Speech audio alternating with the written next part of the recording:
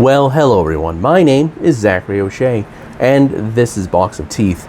It's also just another Mimic Monday, so let's cover a Mimic for Dungeons & Dragons 5th edition right now. First off, two apologies. Number one, you're going to hear a fan in the background because we're under a heat advisory, and even for here, it's really hot. So if I don't have things going, I will probably melt on camera.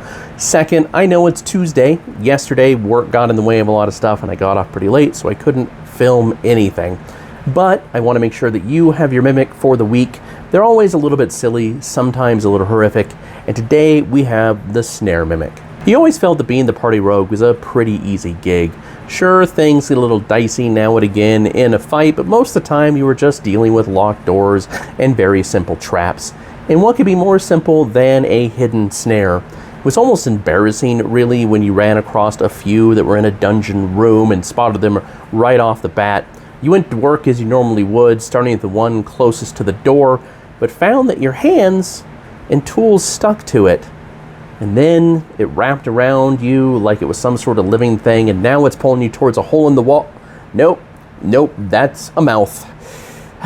Roll for initiative. This Mimic breed came into being because the first one of its kind saw a roper and went, I can do that, and I bet you I can probably do it better. It took some choosing different objects before it settled on a wall section and extended out long, thin pseudopods to act as snares. This meant that it lost some strength in those pseudopods, but it found it was very easy to weight, snag in meals, and pull them right in, and it evolved to have a much more powerful bite than its peers.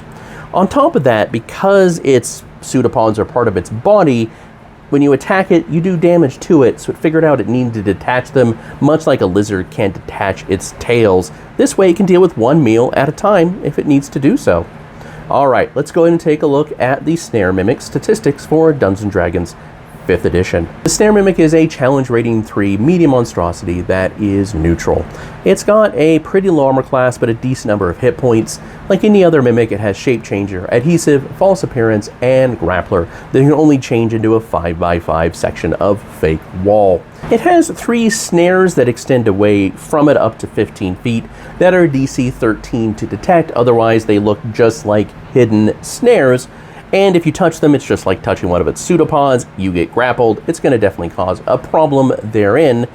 And it can detach as a bonus action any one of those snares. And after a long rest, regrows all snares that have been detached. It has multi-attack in a weird way. It can make an attack with its snaring pseudopods, which we'll cover in a moment, for each creature that is standing in the same square as the pseudopod itself, as long as it's not grappling someone else. And it can make a bite. Or it can make a bite and it can reel a creature or any number of creatures into it that are grappled by the snaring pseudopods. Again, snaring pseudopods, not so easy to say. They do have a reach of 0. They don't do any damage, but they grapple so it can pull things in. It does have a normal pseudopod attack, but it's thinner and not nearly as strong as a normal Mimic's. On the other hand, its bite does more damage than a normal Mimic would. Thus, overall, it is a challenge rating of 3. I hope that you enjoyed the Snare Mimic. You can find it and hundreds of other horror-themed monsters, all for Dungeons & Dragons 5th edition, that are all perfectly free at boxofteeth.blogspot.com. If you're more interested in the non-Dungeons & Dragons role-playing content that I have, or the horror fiction that I write, that very soon is going to include the next book in my Crimson Thread series, which is Psychopomps. Cover is right here.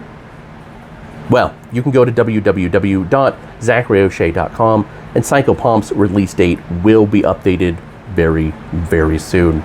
Alright, as always, thank you for your time and your attention. I'm going to again try my best not to melt. It's supposed to be cooler tomorrow, so hopefully I can get a better video for all of you. Have a great day.